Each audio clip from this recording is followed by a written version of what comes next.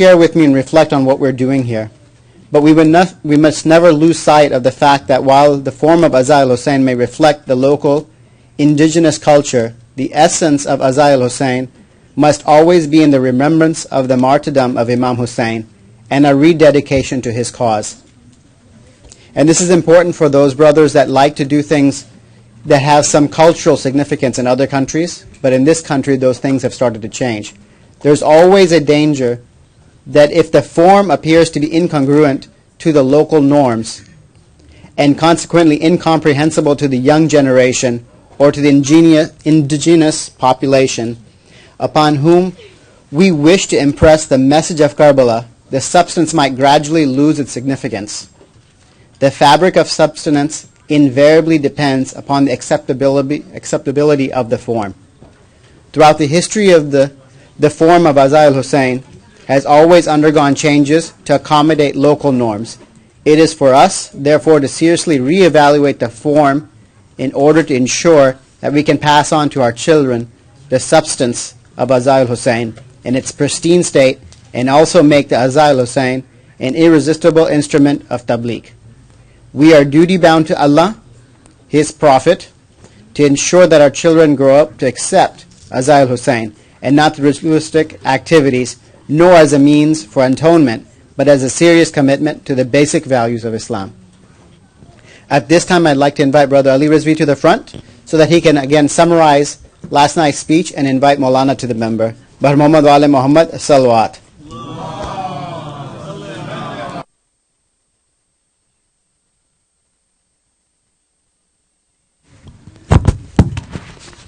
Assalamu alaikum. To be honest, I came 20 minutes late last night, sadly, so I did go over other people's notes.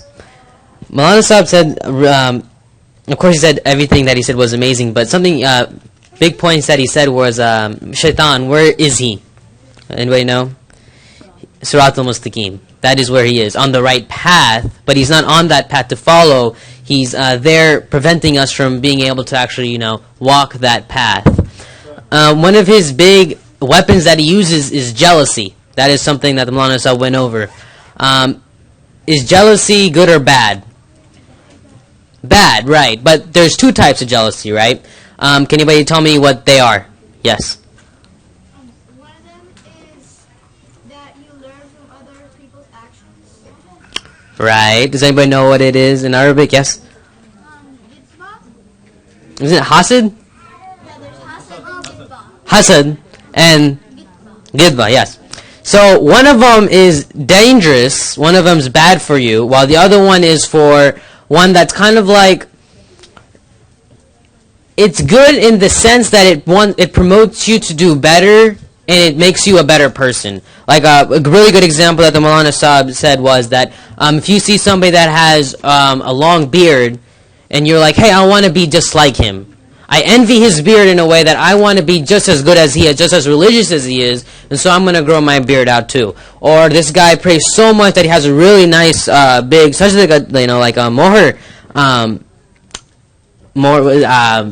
his forehead has a really strong sajda mark on it, and I want to be just like him, and I want to pray so I look better in the eyes of the Ahlul Bayt.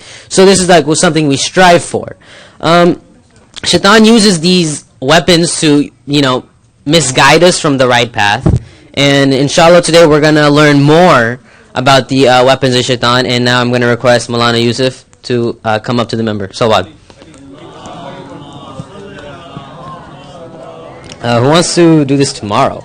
I've got it. Got it? Okay. I've already have people lined up.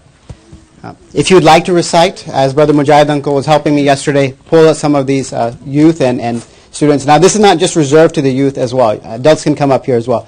But just come and see me so I can put your name down on the schedule, and inshallah we'll give everybody an opportunity to present. Bar Muhammad wa Ali Muhammad, salawat.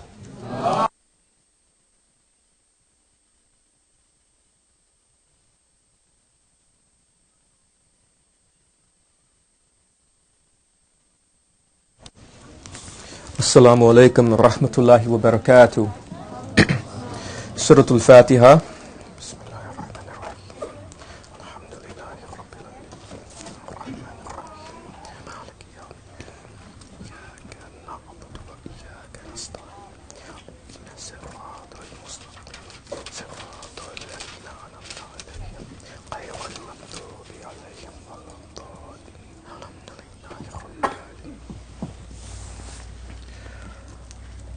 Hasbunallah wa ni'mal wakil, ni'mal mawla wa ni'mal nasir.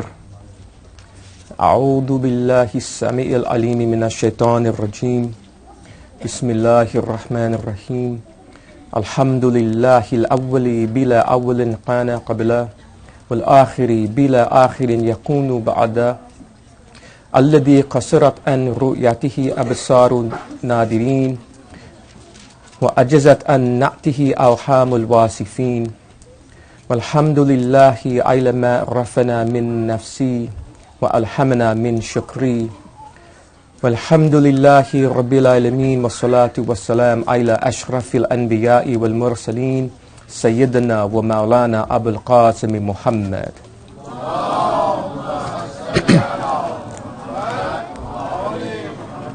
wa ala alihi tayyibina tahirin al-ma'sumin. Amma ba'd, faqad qala Allahul Hakim fi kitabihil kareem. Bismillahir rahmanir rahim. Ihdina as-siratal mustaqim. Salawat.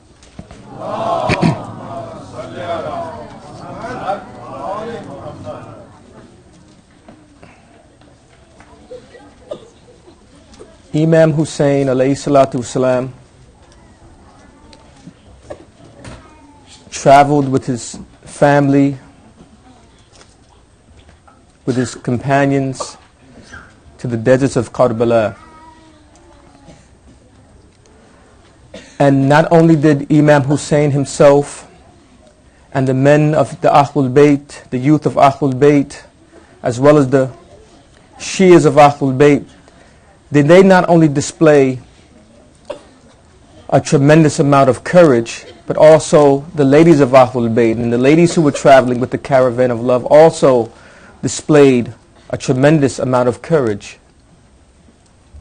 And obviously, although the number of the caravan was small, a little over 70, there were various ages, and obviously there were men and women alike. Yesterday I mentioned, imagine looking out before you and you see large numbers of your enemies. And then when you look behind you, you see only a few friends and helpers. Where some would turn their backs and flee from the field, the Ahlul Bayt, Imam Hussain leading them, as well as his ashab, his companions, they stood fast. They displayed sabr, they displayed love, and they displayed faith by standing against the enemy, and before martyrdom, giving them, in simple terms, a run for their money. They really displayed courage and tenacity. We have said, and we've heard it said on numerous occasions, that it is not incorrect if you think that every day is Ashura, a great battle, and every land in which a believing man or a believing woman is standing is Karbala. And if you are, let's say, in middle school, and you see that you're in a public school, and you see that the non-Muslims, the men, the boys and the girls like to text each other and touch each other and do projects together, and you say, wait a minute, I'm Muslim. Not only am I Muslim, I'm a Shia. And these things are haram. And you stand firm. And while your friends are saying, come on, do what we do, this is the norm, and you say, no, this is haram. This is not acceptable in the eyes of Imam Hussain. That moment in that classroom, in that school, that has become your Karbala, and you have displayed the courage of Imam Hussain and his companions. Salawat if you understand.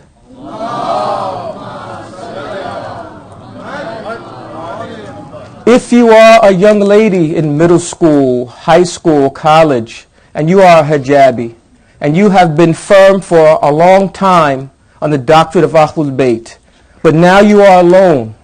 Most of your classmates, the women there, are not Muslimas. Nothing close to Muslima. And they're saying, you're too beautiful for the hijab. You know, why don't you take it off? Your family is not here now. You're not at the masjid now. And you stand your ground. And you think about Bibi Fatima Zahra, salamullahi alayh. And you think about Imam Hussain and how he stood firm and his companions stood firm, and how the ladies of the Ahlul Bayt also displayed bravery, and you say, no, the hijab is staying exactly where it is. That moment, that place, that school, that fraternity, that college, wherever you are, that is your Karbala. When you look, when you are in an un-Islamic country and their doctrine is similar to the Yazidi doctrine, but far worse, and you stand your ground, and nothing will make you abandon Allah subhanahu wa ta'ala. Nothing will make you abandon Ahlul Bayt. And you stand firm even against your family members. Sister, you go to your auntie's house, they don't wear hijab. You go to your friend's house, other Muslims' house, they don't wear hijab. And they give you all types of excuses why you shouldn't wear hijab. And you stand firm. That is your Karbala. And when you get into situations like this, and there are many, in which you are challenged by numerous people. Numerous people are telling you, don't obey Allah subhanahu wa ta'ala. Oh, the Imam Hussain, that was an ancient time. Oh, those who fear Allah, those who read the Quran and obey the Quran, that is just ancient things. We don't do that anymore. And you stand your ground and say, you know what? You do what you're going to do, but I'm going to stand firm. I'm going to represent Imam Hussain. I'm going to represent Fatima Zahra. I'm going to represent Zainab. Peace be upon all of them. That is your Karbala. And every day there is a young youth or a sister who faces this challenge, even from some of their family members. And some of those individuals that were on the other side of the battlefield were also Imam Hussein's relatives. So be mindful of this. This is the true meaning, or this is the applicable understanding, that every day is Ashura. Every day is a battle against who? Shaitan. And wherever you're standing is the battlefield. Salawat loudly if you understand.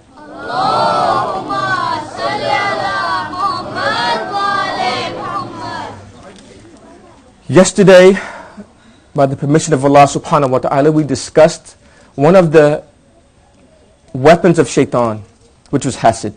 And we've discussed there were two types. There was one is pleasing and acceptable, and one that is a disease that Imam Ali considered the worst of all diseases.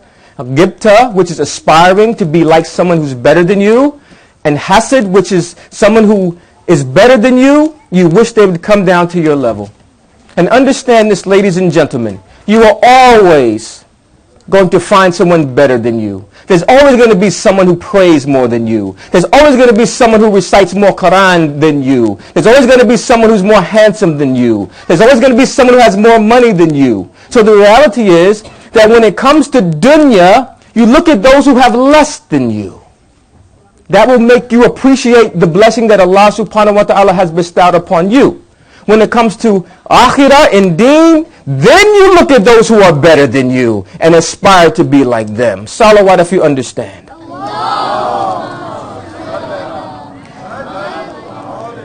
Now, as we've mentioned hasad, that it is a disease that is, hasad is so successful, as I've mentioned, that scholars fall victim to it, women fall victim to it, everyone falls victim to it in one way, shape, or form. It's one of the worst diseases, as Aima have mentioned. Imam Bakr, if you recall, says that hasad eats faith like fire eats firewood. It annihilates faith. It destroys faith. But we have to ask now, what is the cure for hasad? There has to be a cure. For every disease, there's a cure for it. Whether we have the knowledge of it at the time or we come upon it later, there is a cure. So what is the cure for hasad? For envy and jealousy?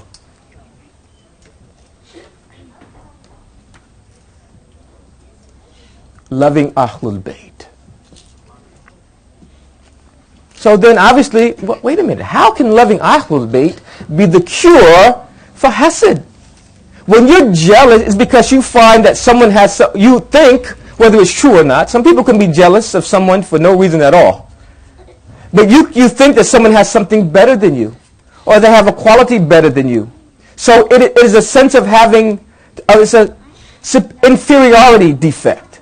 But if you realize that Ahlul Bayt is the true treasure, if you realize that there is no greater treasure than being attached to Ahlul Bayt, if you truly realize that the best thing that this world can offer, or the best thing that this dunya has offered is Ahlul Bayt, then who could be jealous possessing such a treasure?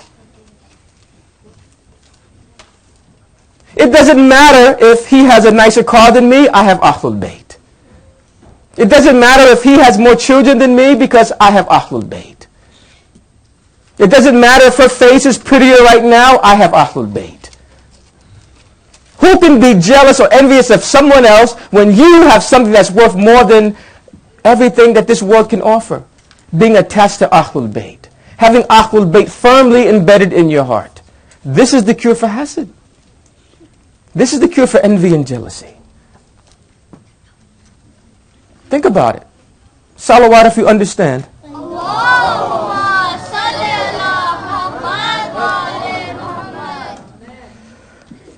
Now, before we get into another of Shaitan's weapons, and he has quite a few, and if you think of, I like martial arts. So you see the Kung Fu guys and all types of weaponry, and some guys are really skilled at using their weapons, whether it's the sword, whether it's the, the staff or the size or whatever the weapons are. There are guys that are really skillful with it. They can, do all types of things with it. That is Shaitan with his weapons. He is very skillful. He's a black belt in misguiding. He's an expert in misguiding.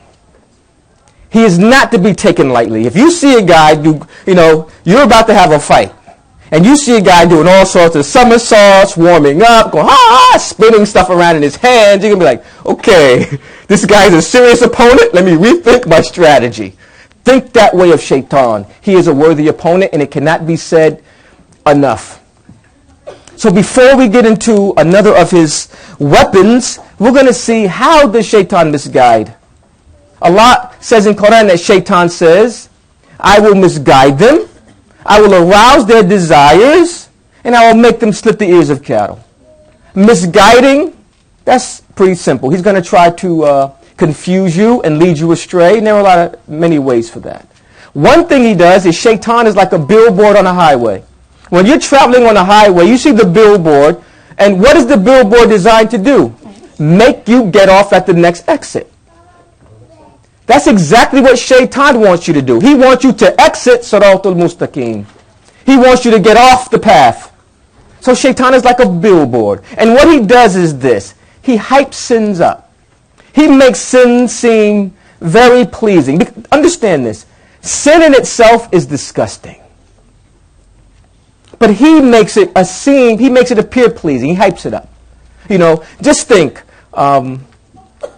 So many times, for example, there has to be something in which we were anticipating. I haven't been Muslim my whole life, and there was a time pre-Islam, and there used to be parties. They're haram, but there used to be parties. Unfortunately, they still have parties. But anyway, there's a party in 2 weeks. And are you going to be at the party? Yeah, man, everybody's going to be there. It's going to be great. So for 2 weeks, everybody's hyped up and amped up, knowing that this party is going to be great. We can't wait to get there. When you get there and walk in there, you're like, this is lame. I should have stayed home. The anticipation of the party was more exciting than the party itself. And in many cases, even some Islamic gatherings, the anticipation of the gathering is better than the gathering itself. That's the same way with sins. Thinking about the sin, thinking about, what we're going to do, or, how we're going to disobey Allah is more exciting, after Shaitan finishes hyping it up than the sin itself. Because after you commit the sin, you're like, why did I even do this? Was it even worth it? But what Shaitan does is this. He makes the sin seem so little that it's easy to commit. Then once you commit it, he makes it seem so huge that Allah will never forgive you. So what do you do as a result? Do not do tawbah. He makes the sin appear so small that it's easy to do. And then after you do it, he makes it seem so huge that Allah will never forgive you for that. So you might as well not even do tawbah. Is it understood how he works? This is some of the things that shaitan will do. For example, I am, you're, how old are you? 14, graduating from elementary school. So, public school, anyway, let's move forward. Public school, the Wolves, and there's a graduation ceremony. And the principal is a female, right? So she has the little diploma, and what does she also have out? Her bare hand. So here he comes up after all the non-Muslims come through, right? He comes up to get his little diploma to graduate from middle school, and she puts out his hand and he says, it's not permissible for me to touch a woman that I am not related to or married to. Right? This is the correct thing to do. And there are many youngsters who have done it. But there can be, for example, you're getting your taxes done. We're adults now. You're getting your taxes done. And the lady doing your taxes at H&R Block or wherever is a female. She got all you're going to get back and you're excited too, alhamdulillah. And when you get up, she gets up, and what does she do? Hand out. And 9 times out of 10, unfortunately, her hand gets grabbed. And then what do you say in your mind, which is shaitan? Allah knows my intention. Exactly. You intended to sin. What do we say? How many times do you heard that? Allah knows my intention. That is shaitan's trick. Yes, Allah knows that you intended to commit the sin. That's what intention that he knew. Oh, Allah knows my intentions. Exactly. You intended to commit that sin. And I'm being light with the handshaking, but the bottom line is, and we've seen it. We've seen big time guys touch women that's not lawful to. Oh, Allah knows my intention. Yeah, he does. You intended to commit that sin. This is a trick of shaitan. Or, listen, when we say, astaghfirullah, may Allah forgive me, but I'm going to do this. And why do we do that? Because we say, Allah is Ar-Rahman Ar-Rahim. He is the most beneficent, the most merciful. Do you think Allah will really send me to hell for not wearing the veil? It's no big deal. That's shaitan. It's no big deal. It is a big deal. But shaitan makes it seem like a big deal. He makes it easy to do. What does he do? He whispers. The sister is in the mirror putting her veil on, and shaitan is like, you're the only one in your school who's Muslim. Why are you going to wear that? They're teasing you. They're making fun of you. Why are you going to put it on? As a matter of fact, leave it on until you get on the school bus and then put it in your purse, because your family will never know. Forget the fact that Allah subhanahu wa ta'ala knows and Bibi Fatima Zahra knows. But this is the tricks of shaitan. It's no big deal. As a matter of fact, who wears the veil now? Who wears a hijab now? These are tricks of shaitan. Or we'll say, you know what? I'm going to do this and I'll do tawbah when I get home. Premeditated sins. We all have all of these concepts that we think that we come up with how to condone or make easy for us to commit the sin. What's another one? I'll start fresh next Ramadan. I'll start fresh next Ramadan. Next Ramadan, I'm going to grow my beard, I'm going to put the veil on, start fresh and be muttaqi. And then after that, next Ramadan, I'm going to start fresh again. You're not guaranteed to live the next 5 minutes, let alone the next 7 or 8 months to Ramadan. The holy month of Ramadan comes again. These are some of the whisperings and the tricks of who? Shaitan. You know what? I don't wear hijab. I'm not picking on you ladies. This is just, I don't wear, this is a common thing. I don't wear hijab. I don't offer prayers. I don't do this or that. But Allah is in my heart. Forget the furu'uddin that's wajib. Allah is in my heart. I didn't get up for Fajr, but I was in my bed thinking about Allah.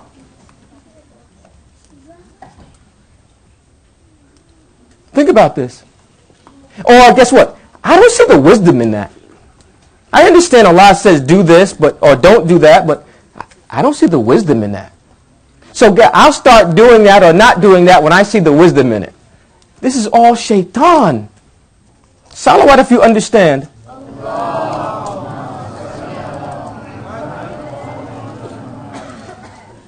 Allah said that shaitan says, and I will make them slit the ears of cattle. And obviously, you'd be like, what is slitting the ears of cattle? That has got to be the dumbest thing I've ever heard. Exactly. Shaitan will invite us to do stupid things, and we will do it, and he will invite us to believe stupid things, and we'll believe it. Just realize this. One side effect of hasad is that it makes you do stupid things. His jealousy over Adam, or his arrogance over Adam, made him, just think, is this not stupid? All it took was about 2-point-something seconds to do the prostration and get back up. For not doing that because of hasad, which makes you do stupid things, he's cursed for eternity. All he had to do was prostrate for a split second. Jibreel, Mikael, all the other angels did it. He could have did it for a split second and been done with it. Instead, as a result of that stupidity, he's cursed for eternity. Hasad, jealousy, and envy makes you do stupid things. So, as a result, shaitan wants to make us do stupid things. And we do it. And he laughs at us. He laughs at us. Let me tell you a story that Maulana told me, and this should be pretty much clear, that there was a family, I guess they were here, but they were from overseas. So someone was invited to dinner, and the wife, the lady of the house, cooked the chicken dish. That was delicious. So the Maulana says, what's the secret to this dish? Oh, well, you break the ends off the chicken legs. You know, the little bone end on the chicken, the bird is intact, and the legs are sticking up in the little ends. So you break those off, and that's the secret to the flavor. Right? This was passed down from my grandmother, this recipe. This is what makes the chicken so good. You know, breaking the ends off the legs. Anyway, to make this a quick tale, the same Maulana, I guess he was a relative or something, goes back to India or Pakistan or wherever this is, and meets the grandma. I guess they're distant relatives or what have you. So he asks, what is the secret of the recipe? Because I remember I was at, one of your relative's house, and they made the same type of chicken. What is the secret to it? Why do you break off the legs? And she said, no, he asked, why did you break off the legs? Does that make the flavor any better? He said, no. She said, no. If I didn't break off the legs, it wouldn't have fit in the oven. So that, breaking off the ends of the legs to make it fit into the oven, became a recipe that makes the chicken good.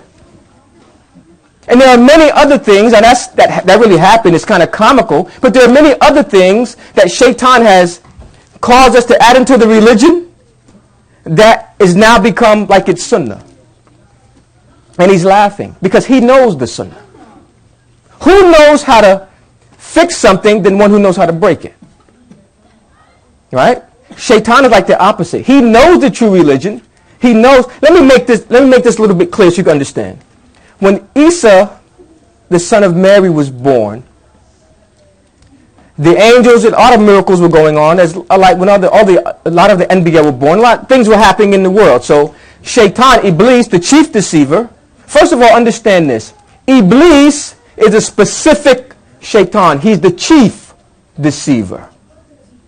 But he has armies, lieutenants, generals, and so on and so forth. Is that understood, my little brothers and sisters? Iblis is the chief deceiver, but he has army, generals, lieutenants, special forces, Delta teams. He got experts in this task, experts in that task. He's no joke. Don't take him lightly. He's like the Navy SEALs of misguidance. Okay? Allahumma salli ala Muhammadin wa ali Muhammad.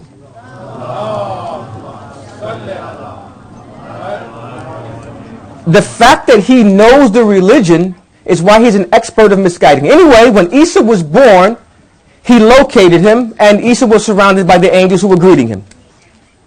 And he said, what is his affair? And the angel said, I don't recall which angel said, his affair is like Adam, alayhi salatu wasalam, meaning just like Adam didn't have a mother and father, he doesn't have a father. And know what Iblis said? He said, through him I will misguide 4/5 of the people. Now, if you never heard that hadith, I guarantee you know it's authentic, because he fulfilled it to the T. He said, through him, I will misguide 4/5 of mankind. Not that Isa's teaching was wrong, but how he would manipulate it and twist it and make them worship him or make him a partner with Allah or this or that. So look how smart he is. No, through him, yes, I'm a misguide 4/5 of it. He made a threat. And the thing about it is Shaitan has been making threats. He says in Quran, I will misguide them. I will arouse their desires. I will make them split the ears of cattle. I will lie and wait for them on the straight path. I will attack them from front, left, front, back, right, and left. He has made these threats boldly, and guess what? Did he lie or did he tell the truth? He told the truth. He said, I'm going to misguide you. I'm going to lead you to hell.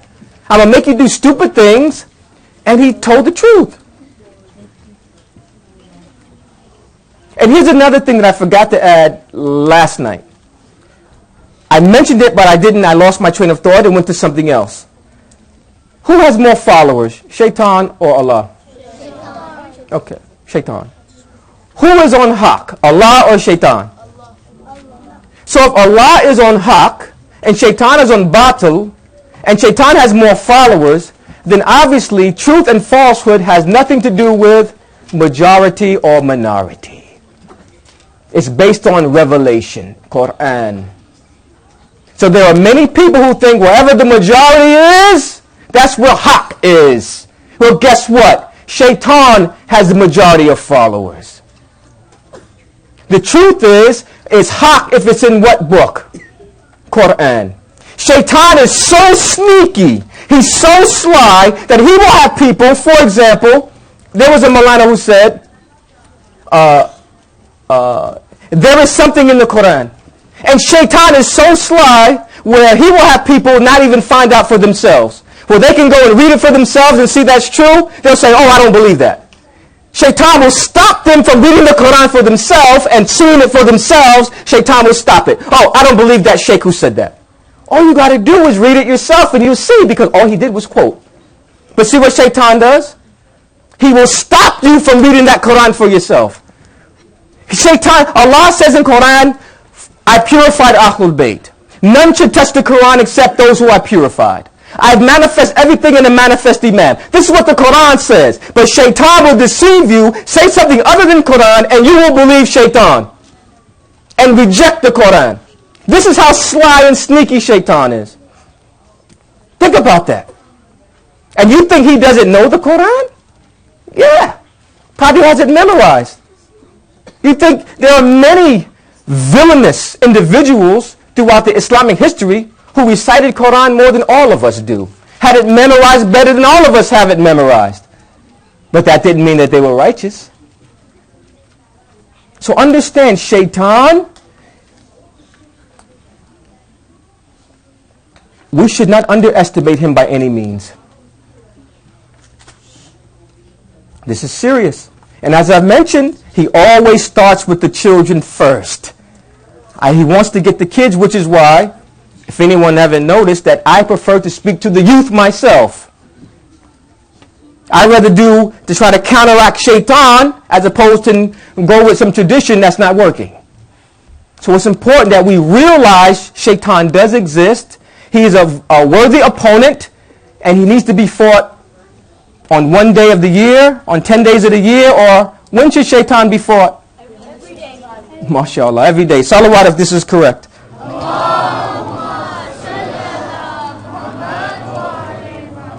Now, here is another weapon of Shaitan.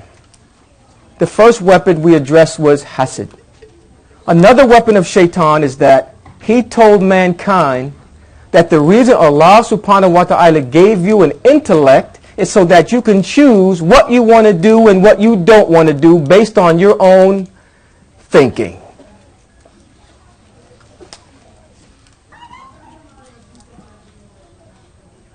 Okay, the first weapon was hasad. And where did Shaitan test this out first? Bismillah. On Habil and Qabil.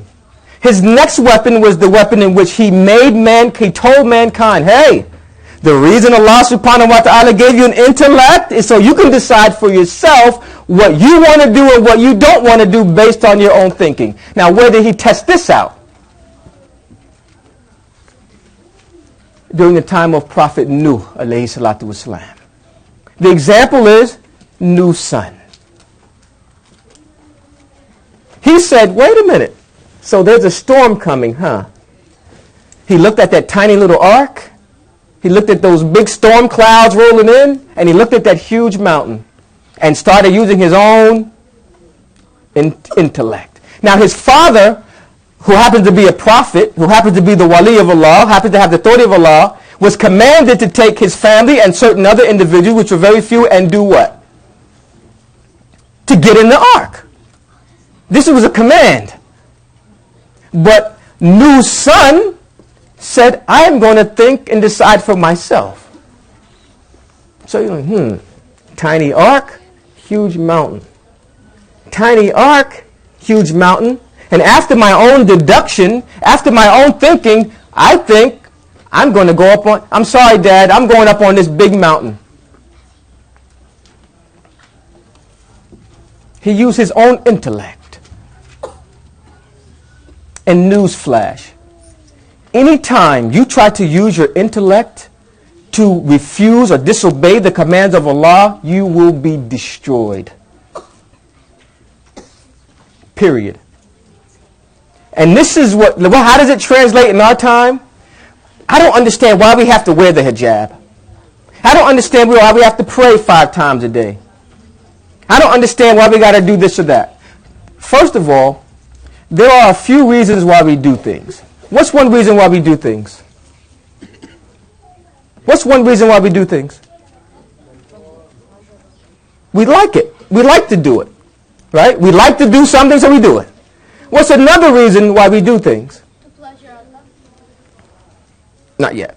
Because it is to our benefit. We might not like doing it, but for example, like work. We might not like work, but we like the money. So one reason we do things is because we like to do it. It pleasures us doing it. Another reason we do things is because there's a benefit we get from it. May not really like it in itself, but we like the benefit. And the third reason is because Allah said so. Right?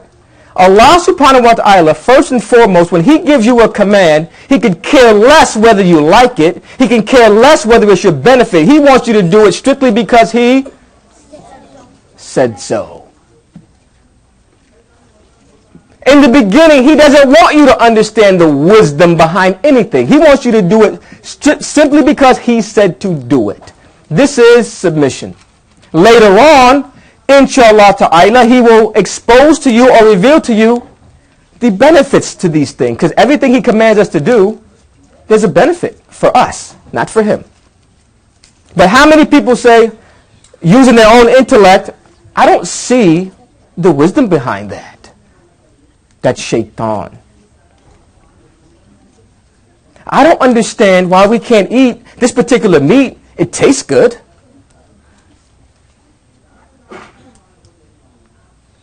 You know, a lot of these things, and this comes up. I don't see the wisdom in that. What are they doing? They have fell victim to shaitan's weapon, which he just arouses those ideas to where I'm not doing anything until you show me or tell me why. And at the end of the day, they wind up being destroyed. And understand this, brothers and sisters, especially my young brothers. If you oppose Allah, the first thing He will take away from you is your intellect. You will begin to do stupid things, and not only that, if you are an oppressive one, whether you're oppressing yourself or others, Allah will humiliate you from where you have to learn how to live your life from animals. Qabil oppressed his brother Habil, and as a result, do you not think that Adam alayhi salatu wasalam did not know the proper way to bury a human body? He's Anbiya, he's a Nabi. He knows how to dispose of a corpse. But guess where Qabil learned how to dispose of a corpse? From the divine guidance of his father, or from from 2 crows that Allah sent to show him and humiliate him? Right. Allah sent 2 crows to show him what to do with his brother's body. This was humiliation. Whether you realize it or not, this was a humiliation. Because he could have got the teachings from the divine source, but instead, because of his rebellion and his oppression, Allah humiliated him by saying, now you're going to learn from an animal that's lower than you. And just think, how many times do you get lecture after lecture, modulus after modulus, and don't know anything about unity, don't know anything about camaraderie, but you're home watching Animal Planet and saying, wow, those ants are really unified. Those bees really work together. Those wild dogs, wow, look how they take care of each other. We have to learn how to, the divine teaching that we could get from Ahlul Bayt, that we reject, we get it from the lower animals on Animal Planet. Let me tell you something. We have mothers and fathers who consider themselves good mothers and fathers because of the money, because of the clothing, because of the house, neglecting the spiritual aspect, so that may or not be entirely true, because if you truly love your child, you will make sure they get through this phase of life properly and the next phase of life properly, which is the more important one. But guess what? In Wild Kingdom, that leopard will make sure before that leopard cub goes on its own, it knows how to kill properly, knows what to be scared of, knows what route, how to hunt, and all this other stuff, making sure that that cub knows every single thing it needs to know to navigate through that jungle properly. Think about it. Think about it. And we also know, mind you, that the Ahlul Bayt teach us that as we take care of our physical needs of our family, we also at the same time, simultaneously, together, take care of their spiritual aspects. Think about it. When we neglect these things, this is all of Shaitan's plotting and planning. Let me tell you another trick of Shaitan. During the time of Rasulullah, and shortly thereafter, and during the time of the Ai-Imah, most of the Shia, dad was sharp. When I mean sharp, dad, he may not have been a mujtahid, but he knew his religion backwards and forwards. And he taught it to his wife, he taught it to his children, and he taught it to his, male or female. So the whole house was knowledgeable. Right? The whole house was knowledgeable. And this was, now when they went to the lectures and stuff, they went to the jurisprudence, they went to the fuqaha. But at the end of the day, mom and dad both can navigate through the religion very well. Above average. But then Shaitan is like, you know what? Stop passing this down. Stop learning. Just go to the lectures and let Sheikh do the work. Let Maulana do the work. Let the Ayatollah do the work.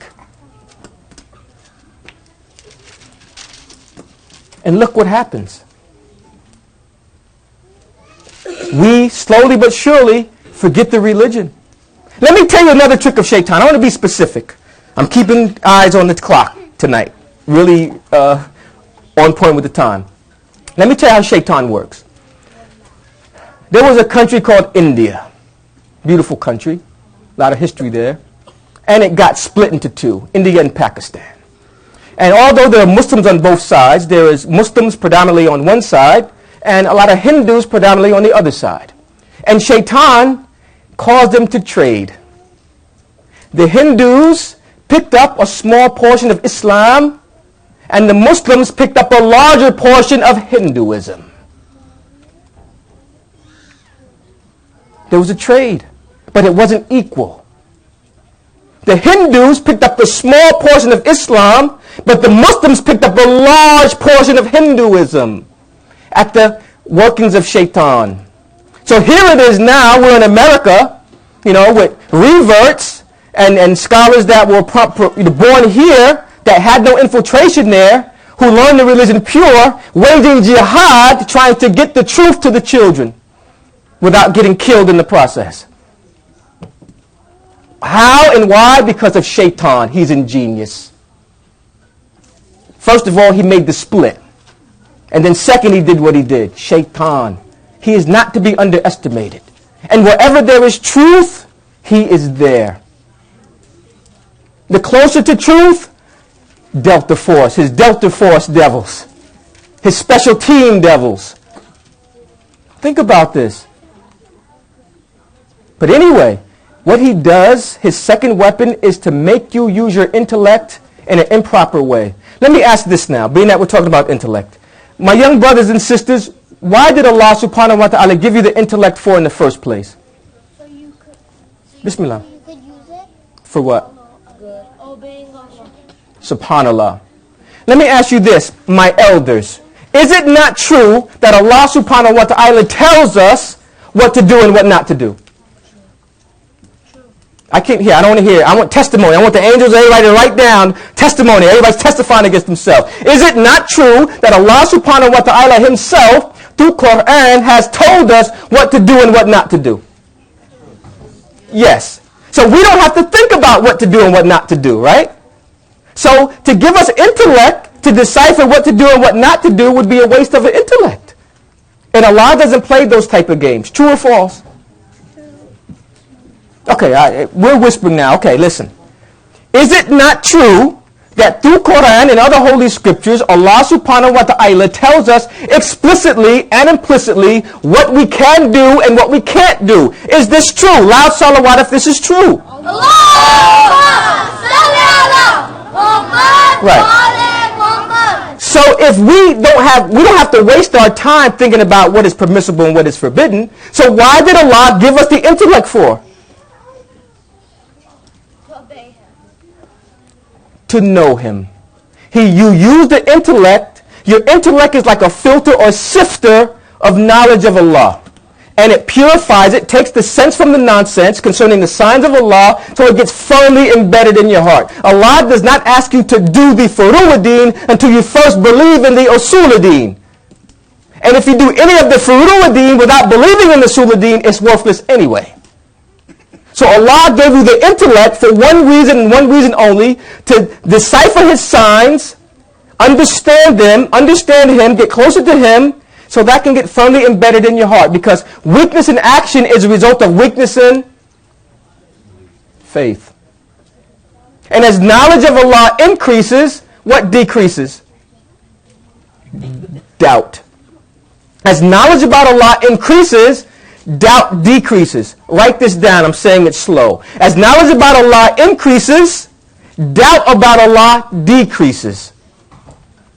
And as doubt about Allah decreases, faith in Allah increases. And as faith in Allah increases, then you see the true change in conduct. Then you see the true change in conduct. As knowledge of Allah increases, doubts about Allah decreases. And as the doubts about Allah decrease, faith in Allah. Doubt and faith are opposites. The more doubt, less faith. More faith, less doubt. So as your faith increases, doubt automatically decreases. We had a graph or a pie chart up here. PowerPoint. As faith in Allah increases, doubt decreases. As knowledge increases, doubt decreases. As doubt decreases, faith increases. And when faith increases, conduct changes permanently. Inshallah. But guess what Shaitan does also? He distracts you. Let me tell you something about Shaitan, about technology. There's a reason why the Kaaba is so simple. There's a lesson in that. That is the house of Allah. He doesn't want elevators in it. He doesn't want it gold and brocade and all this other stuff. He doesn't want gold bricks to compose. He wants it to be simple, because guess what? This thing here, this computer, yes, I can read an Islamic book on it. In my library, I can pull out the same book. Be like, well, the computer's cool, but guess what? In that book, there's no pornographic stuff that's going to pop up in it. In that book, I can't surf the net and go to a wrong website. In that book, Shaitan can't infiltrate it. But Shaitan can use this as an entry into your house. It used to be a time where, in order for Shaitan to get you, you had to leave your house. Now Shaitan, you welcome him right in through technology. Technology is good if it's used properly in the good way. But guess what? That same computer, XXX stuff on it. That same computer, instead of, guess what? You know what? I'm going to go online and I'm going to read an Islamic book today. Soon as that Facebook message pops up, that's over with. You have been distracted. So we have to understand many of the tricks and trappings of Shaitan. And the first weapon was hasad. And he used it in the time of Nabi Adam alayhi salatu wasalam. And the second weapon was when he told mankind that our intellect was to decide what to do and what not to do. Well, I'll wear hijab when I find out the meaning. Yeah, I understand they say the beard is wajib, but I don't understand the philosophy. Well, let me add this. During the time, I picked on the ladies last night. During the time of Imam Ali, when the enemies of the Shias would catch them, guess what they would do to the men? And humiliate the men by doing this. Not truly humiliate them, but make them feel so horrible. They would yank out their beards. Remember what I said, that the ladies of Ahlul Bayt, veils were ripped off, and then we'll take them off voluntarily?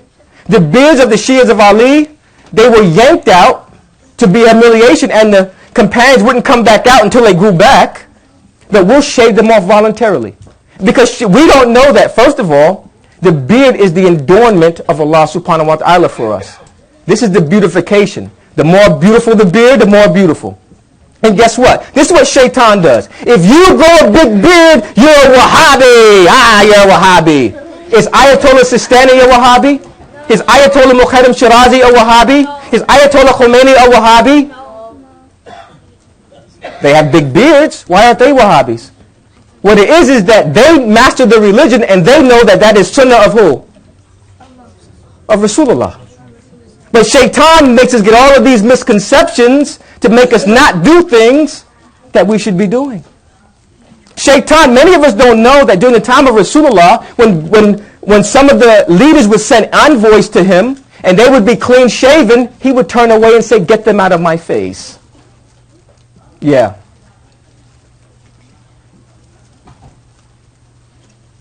He would turn them away and say, "Get them out of my face." In fact, he said, to my believers, trim your mustache and grow your beards. Do not be like the pagans and the Yahudis who shave the beard and leave the mustache. Shaitan got us thinking that if we follow the sunnah of Rasulullah, we're Wahhabis. Guess what? Sisters, the Wahhabi sisters wear hijabs, take all of yours off. Don't really do that. But look how absurd that is. Now, obviously, this was a segue. Because Wahhabis are, first of all, the Sunni sect is not predominantly Wahhabi. Wahhabi is a minority that happens to be the most paid. They have the most money. So they're out in the front. But most Wahhabis don't like other Sunni sects of Islam. I know, I've given lectures in Sunni centers. So first things first, Wahhabi is not the majority. The Maliki school, the Shafi school, the Hanbali school, the Hanafi school. The Maliki school is pretty much identical to the Shia school. Obviously it should be, because Imam Malik learned from Imam Sadiq alayhi salatu wasalam.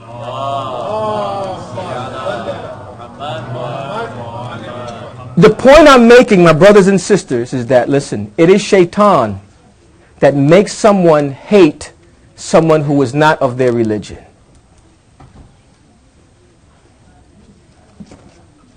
If you're born Shia, you hate Sunnis. If you're born Sunni, you hate Shia. So nobody's going to talk and come to a meeting. Like Imam Khomeini says, that we are so busy arguing over to fold or unfold while the enemy's trying to cut the hands off. But guess what? Zuhair ibn Qayn was a Shiatul Uthman. Does anybody know who Zuhair ibn Qayn was? Imam Hussain reached Karbala, the hot desert, no water. His kinsmen, his womenfolk, his few companions. And one of those companions, he was a Shia. He wasn't a Shia to Ali. He was a Shia to Uthman. Most people don't know that there was two sects of Shias. It was just like I just mentioned. There was Shia to Ali and Shia to Uthman. And then one quickly faded out as far as using that term. Zuhair ibn Qayn, may Allah be pleased with him, was a Shia to Uthman. But by the grace of Allah subhanahu wa ta'ala, he accepted the teachings of of the Ahlul Bayt through the hands of Hussain alayhi salatu wasalam himself. And through divine guidance, he went from being a Sunni Muslim to a Shia Muslim and immediately became one of the best of them. Think about that. And this man, Zuhair ibn Qayn, was a valiant warrior. He was a valiant warrior. On the night of Ashura, when Imam Hussain turned down the light and gave the excuses for all of his companions to leave in the darkness without feeling humiliated, Zuhair ibn Qayn wasn't going anywhere. He said, Imam, you are a guided one and a guide, and I will die defending you. He was a Sunni only a few hours ago, but he was going to die Shia. And in that battlefield, just think of that battlefield. Bodies piling up where Imam Hussain is piling them up. Women crying. Heat. Thirst. Operating on sheer faith and love. No energy. Not only the fact that they're waging battle, waging combat, they were up they didn't get a good night's sleep the night before. They were up all night reciting Quran and praying. Zuhair ibn Qayn was one of them. He defended his Imam. And he fought fiercely and bravely, killing almost 120 men single-handedly before he was martyred. He wasn't attached to Imam Hussain like we are for 15 years or for 30 years. He was attached to him only for a few minutes, accepted the teachings at his hand, accepted the teachings through his guidance, and immediately fell in love and manifested his love for Imam and gave his life for Imam.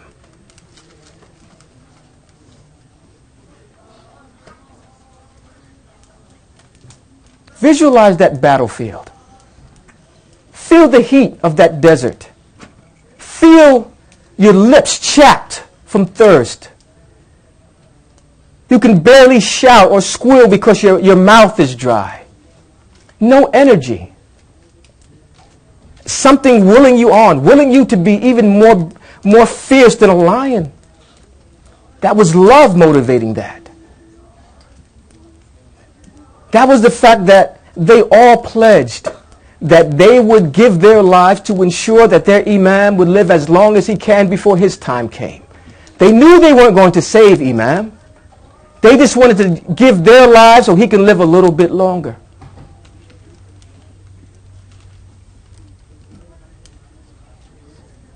This man who wasn't Shia, but only for a few moments, and became the best of them. Crying is the least we can do. It's the least we can do. When it says cry, it means cry at the very least. What are we going to do in addition to that? How are we going to defend our Imam? How are we going to defend the women of our Imam? When we face the army of Shaitan tomorrow, are we going to stand firm?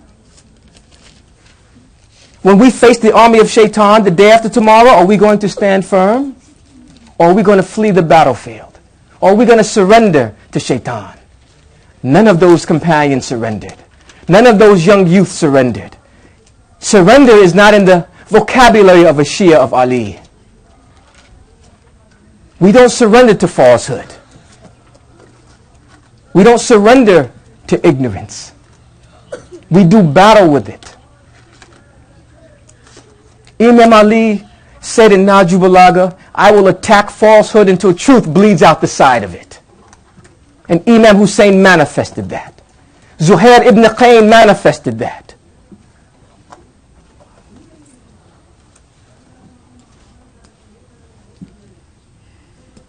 Just think. I want you to think. What would you do if you were on the battlefield? Some of you claim you wish you were there. What would you do? What would you do when you looked out and saw thousands before you? What would you do when you looked behind you and saw the bodies piling up of the few individuals that are with you? Zuhair ibn Qayn gave his life for the Imam. He made a promise to the Imam, and he fulfilled that promise. Only shaitanis make promises and don't keep them. Shias, they make promises and keep them. Are you going to keep your promise?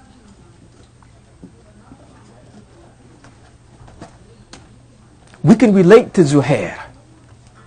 He wasn't following the doctrine of Shia Islam, and then he began to follow it. Many of us, under the umbrella of Shia Islam, are not following the doctrine of Ahlul Bayt, but we can also begin to follow it and keep our promise to the Imam. Doesn't mean we're not doing things, we're way off, but there are many things that we do that have nothing to do with the religion, and that have replaced things that are very important in the religion. It's our duty to keep Imam Hussein's legacy alive. It's not enough to just shed the tear. It's to shed the tear and keep the legacy alive. To do your part. Because you will be facing enemies every day of your life, especially here in this country. And you have to stand your ground like Imam Hussain stood his ground. Like Zuhair ibn Qayn stood his ground. You have to denounce the shaitan and obey Allah. And you have to keep true to your promise to Ahlul Bayt. This must be done.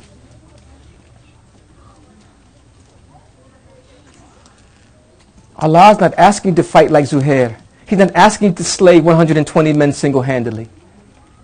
He's asking you to defend the religion in yourself, to fight, to wage the jihad against yourself, the shaitan that's attacking you, and defeat him. It's doable through obedience. This is what it's about. This is why we gather in Muharram. This is why we keep this alive. Shaitan wants you to think it's just about tears. Rasulullah sallallahu alayhi wa alayhi wa sallam said, be careful of those who cry, because the munafiqun can control their eyes. At will, they can make tears flow. So tears mean nothing without this confirming the tears. And it is your actions that will confirm this. Actions confirm the heart, heart confirms the tears. Zuhair ibn Qayn exemplified this. When he died, Imam Hussain said, "Oh Allah," he said, "Oh Zuhair, may Allah not keep you away from him, and may he punish your enemies like he punished those who he made monkeys and pigs." Imam Hussain was very displeased with the murderers of Zuhair. He became Shia and died Shia. Although he was only Shia for a short time, as far as the earthly life, he was one of the best of them. We have time to be similar to Zuhair. These should be our role models that we try to be like. Zuhair, Muslim ibn Awsajah, Habib ibn Muzahir, and the like. Because they were not Ahlul Bayt. They were just like you and I. And they showed that it's doable. And what we're facing is a little bit easier than what they faced. Please think. Think. Keep your promise to the Imam.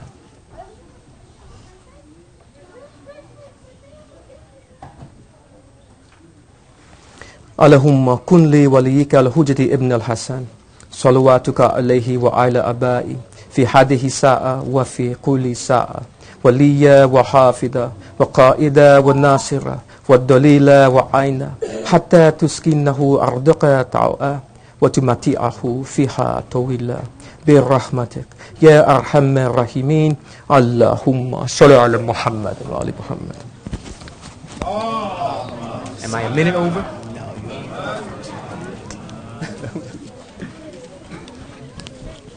As a reminder, brothers and sisters, this hall will be utilized for matam, so if you can make your exit, that will help the program committee continue the remainder of this program.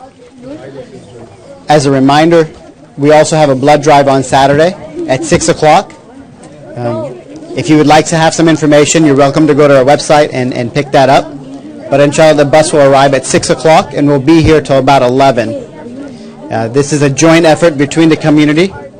So inshallah, Saturday night is MOMIN's night.